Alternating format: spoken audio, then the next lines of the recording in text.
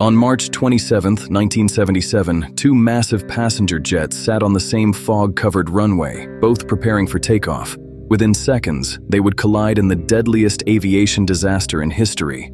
It began with a terrorist bomb. Earlier that afternoon, a bomb exploded at Gran Canaria Airport in Spain's Canary Islands. Authorities immediately closed the airport, forcing dozens of incoming flights to divert to the nearby island of Tenerife. Among them were two Boeing 747 jumbo jets, one operated by KLM from the Netherlands and another by Pan Am from the United States.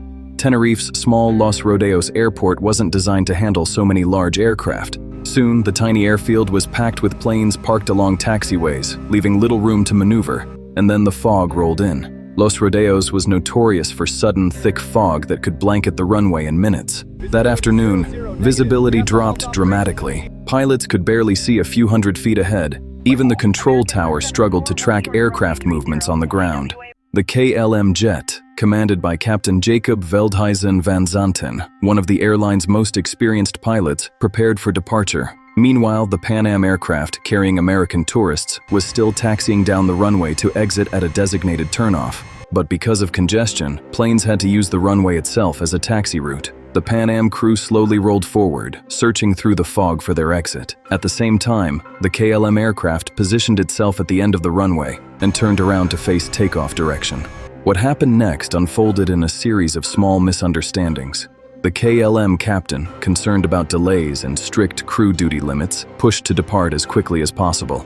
As the aircraft lined up on the runway, the crew began discussing takeoff procedures with air traffic control. Through crackling radio transmissions and heavy accents, instructions became confusing. The tower cleared the KLM flight to prepare for departure, but not to take off yet. However, the KLM captain believed he had received takeoff clearance. Inside the cockpit, the first officer read back the message. The tower responded with additional instructions.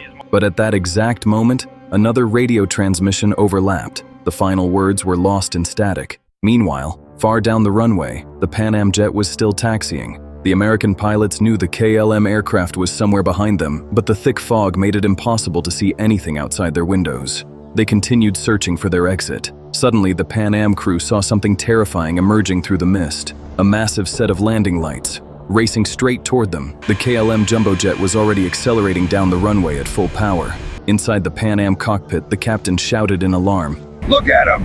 That son of a—" The crew slammed the throttles forward, desperately trying to turn off the runway. But it was too late. At over 160 miles per hour, the KLM aircraft reached rotation speed.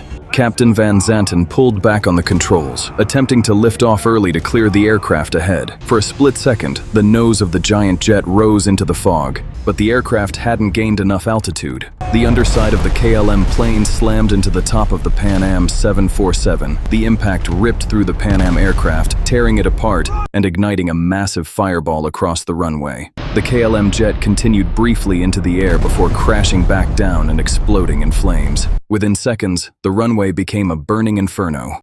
All 248 people aboard the KLM flight were killed instantly. On the Pan Am aircraft, chaos and fire spread through the cabin. Passengers scrambled through broken fuselage sections as flames engulfed the wreckage. Miraculously, 61 people managed to escape through holes in the aircraft before the fire consumed it. But 335 others did not survive. In total, 583 lives were lost. The disaster shocked the world and forced aviation authorities to confront how such a tragedy could happen without a mechanical failure. Investigators soon discovered that the collision was caused by a deadly combination of factors: dense fog, radio miscommunication, airport congestion, and a single mistaken assumption inside the KLM cockpit. But perhaps the most important lesson came from cockpit culture. At the time, airline captains held near absolute authority. Junior crew members often hesitated to challenge their decisions, even if something seemed wrong. After Tenerife, aviation changed forever. New international communication rules were introduced to eliminate ambiguous phrases like takeoff unless clearance was explicitly given. Crew resource management was developed, encouraging first officers and flight engineers to speak up and question decisions when safety was at risk. These changes reshaped aviation worldwide.